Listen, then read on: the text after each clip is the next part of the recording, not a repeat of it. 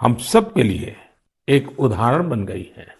मैं कल्पना को उनके हौसले के लिए बधाई देता हूँ। इसी तरह हमारे देश में कई ऐसे लोग भी हैं जो देश की भाषाई विविधता को मजबूत करने का काम कर रहे हैं।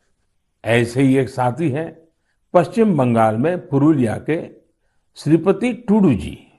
टूडू जी पुरुलिया की सिद्धो कानो बिरसा यूनिवर्सिटी में संथाली भाषा के प्रोफेसर हैं।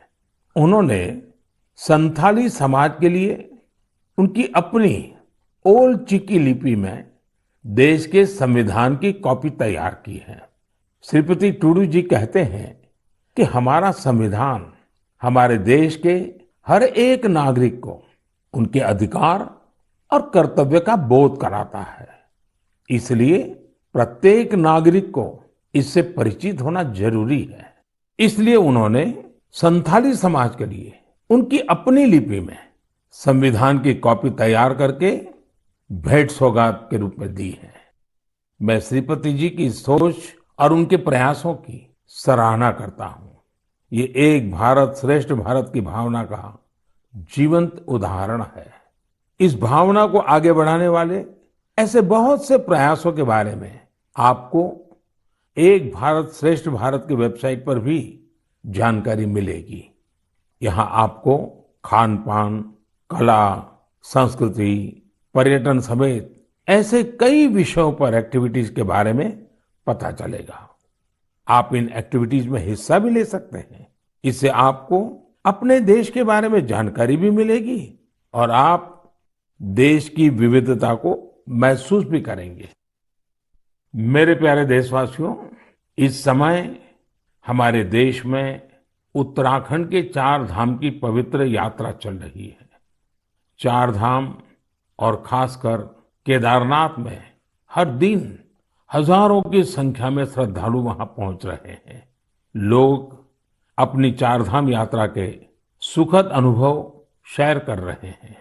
लेकिन मैंने ये भी देखा कि श्रद्धालु केदारनाथ में कुछ यात्रियों द्वारा फैलाई जा रही गंदगी की वजह से बहुत दुखी भी है। सोशल मीडिया पर भी कई लोगों ने अपनी बात रखी है। हम पवित्र यात्रा में जाएं और वहां गंदगी का ढेर हो, ये ठीक नहीं। लेकिन साथियों, इन शिकायतों के बीच कई अच्छी तस्वीरें भी देखने को मिल रही हैं। जहां श्रद्धा है, वहां सृजन और सकारात्मकता भी है। कई श्रद्धालु ऐसे भी हैं जो बाबा केदार के धाम में दर्शन पूजन के साथ साथ स्वच्छता की साधना भी कर रहे हैं। कोई अपने ठहरने के स्थान के पास सफाई कर रहा है, तो कोई यात्रा मार्ग से कूड़ा कचरा साफ कर रहा है। स्वच्छ भारत अभियान की टीम के साथ मिलकर कई संस्थाएं और स्वयंसेवी संगठन भी वहां काम कर रहे हैं। साथियों, हमारे यहाँ जैसे तीर्थ यात्रा का महत्व होता है, वैसे ही तीर्थ सेवा का भी महत्व बताया गया है। और मैं तो ये भी कहूंगा, तीर्थ सेवा के बिना तीर्थ यात्रा भी अधूरी है। देवभूमि उत्तराखंड में से कितने ही लोग हैं जो स्वच्छता और सेवा की इस साधना में लगे हुए हैं। रुद्रप्रयाग के रहने वाले श्रीमान मनोज बेंजवाल जी से भी आपको बहुत प्रेरणा मिलेगी। मनोज जी ने पिछले 25 वर्षों से पर्यावरण की देखरेख का बीड़ा उठा रखा है। वो स्वच्छता की मुहिम चलाने के साथ ही पवित्र स्थलों को प्लास्टिक मुक्त करने में भी जुटे रहते हैं। वहीं गुप्त काशी में रहने वाले सुरेंद्र बगवाड़ी जी ने भी स्वच्छता को अपना जीवन मंत्र बना लिया है। वो गुप्त काशी में नियमित रूप से सफाई कार्यक्रम चलाते हैं और मुझे पता चला है इस अभियान का नाम भी उन्होंने मन की बात रख लिया है। ऐसे ही देवर गांव की चंपा देवी जी पिछले 3 साल से अपने गांव की महिलाओं को कूड़ा प्रबंधन यानी वेस्ट मैनेजमेंट सिखा रही है। चंपा जी ने सैकड़ों पेड़ भी लगाए हैं और उन्होंने अपने परिश्रम से एक हरा भरा वन तैयार कर दिया है। साथियों, ऐसे ही लोगों के प्रयासों से देवभूमि और तीर्थों की वो दैवीय अनुभूति बनी हुई है, जैसे अनुभव करने के लिए हम वहां जाते हैं। इस देवत्व और आध्यात्मिकता को बनाए रखने की जिम्मेदारी हमारी भी तो है। अभी हमारे देश में चार धाम यात्रा के साथ साथ आने वाले समय में अमरनाथ यात्रा, पंढरपुर यात्रा और जगन्नाथ यात्रा जैसी कई यात्राएं होगी। सावन मास में तो शायद हर गांव में कोई न कोई मेला लगता है। साथियों, हम जहां कहीं भी जाए, इन तीर्थ क्षेत्रों की गरिमा बनी रहे, शुचिता, साफ सफाई, एक पवित्र वातावरण, हमें इसे कभी नहीं भूलना है। उसे जरूर बनाए रखें। और इसलिए जरूरी है कि हम स्वच्छता के संकल्प को याद रखें। कुछ दिन बाद ही 5 जून को विश्व पर्यावरण दिवस के रूप में मनाता है। पर्यावरण को लेकर हमें अपने आसपास की सकारात्मक अभियान चलाने चाहिए और ये निरंतर करने वाला काम है। आप इस बार सबको साथ जोड़कर स्वच्छता और वृक्षारोपण के लिए कुछ प्रयास जरूर करें। आप खुद भी पेड़ लगाइए और दूसरों को भी प्रेरित करिए। मेरे प्यारे देशवासियों, अगले महीने 21 जून को हम 8वां अंतर्राष्ट्रीय योग दिवस मनाने वाले हैं। इस बार योग दिवस की थीम है योगा फॉर ह्यूमैनिटी। मैं आप सभी से योग दिवस को बहुत ही उत्साह के साथ मनाने का आग्रह करूंगा। हाँ, कोरोना से जुड़ी जरूरी सावधानियां भी बरतें। वैसे अब तो पूरी दुनिया में कोरोना को लेकर हालत पहले से कुछ बेहतर लग रहे हैं।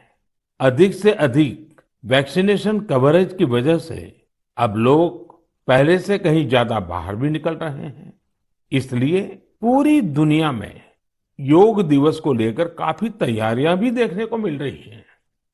कोरोना महामारी ने हम सभी को ये एहसास भी कराया है कि हमारे जीवन में स्वास्थ्य का कितना अधिक महत्व है और योग इसमें कितना बड़ा माध्यम है। लोग ये महसूस कर रहे हैं कि योग से फिजिकल, स्पिरिचुअल और इंटेलेक्चुअल वेलबीइंग को भी कितना बढ़ावा मिलता है। विश्व के टॉप बिजनेस पर्सन से लेकर फिल्म और स्पोर्ट्स पर्सनालिटीज तक, स्टूडेंट से लेकर सामान्य मानवी तक, सभी योग को अपने जीवन का अभिन्न अंग बना रहे हैं। मुझे पूरा विश्वास है कि दुनिया भर में योग की बढ़ती लोकप्रियता को देखकर आप सभी को बहुत अच्छा लगता होगा।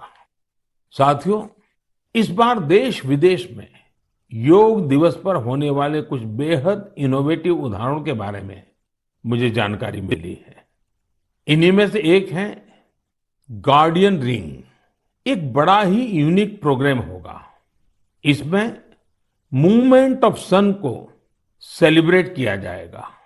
यानी सूरज जैसे जैसे यात्रा करेगा, धरती के अलग अलग हिस्सों से हम योग के जरिए उसका स्वागत करेंगे।